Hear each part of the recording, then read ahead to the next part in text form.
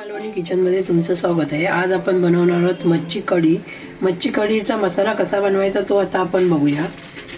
तर त्यासाठी हा बघा मी इथे साराच्या मिरच्या घेतल्या, त्या आपण मसाला बनवतो त्यावेळी पण वापरतो। त्या मी 10-15 घेतल्या, छोट्या आहेत म्हणून 10-15 घेतल्यात, मोठ्या असत्या तर मी 10 घेतल्या असत्या।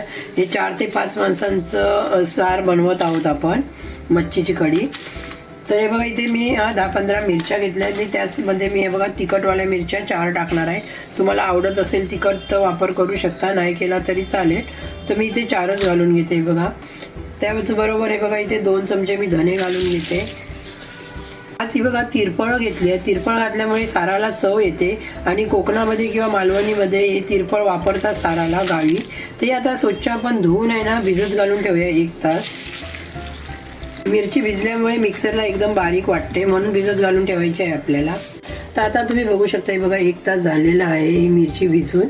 तर इथे बघा मी मसाल्यासाठी काय काय घेतलं आहे। इथे 2 छोटे टोमॅटो घेतले आहेत, 1 खोबऱ्याचं वाटी किसून घेतली आहे, कोथिंबीर घेतली आहे थोडीशी, 1 मोठा कांदा घेतला आहे कापून आणि 8 ते 10 लसूण पाकळ्या घेतल्या आहेत आणि इथे 1 इंच मी आलं घेणार आहे। तर आता आपल्याला हे सर्व मिक्सरला लावून घ्यायचं आहे। तर पहिलं मी मिरची लावून घेते मिक्सरला।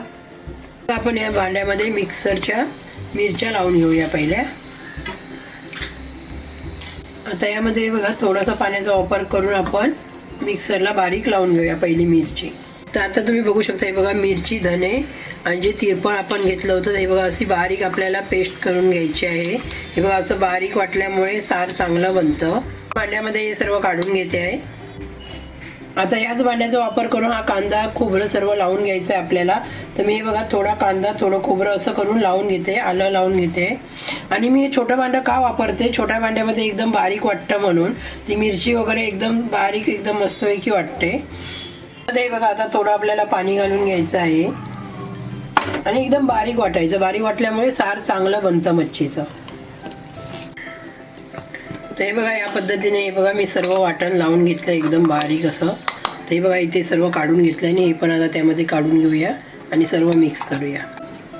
ते बघा आता हे सर्व असं मिक्स करून घेऊया आपण व्यवस्थित। तर तुम्ही आता बघू शकता हे बघा मच्छीचं वाटण तयार झालेलं आहे। हे मच्छीचं वाटण तुम्ही बांगड्याचं सार बनवत्यावेळी किंवा सुरमईचं सार बनवत्यावेळी वापर करू शकता।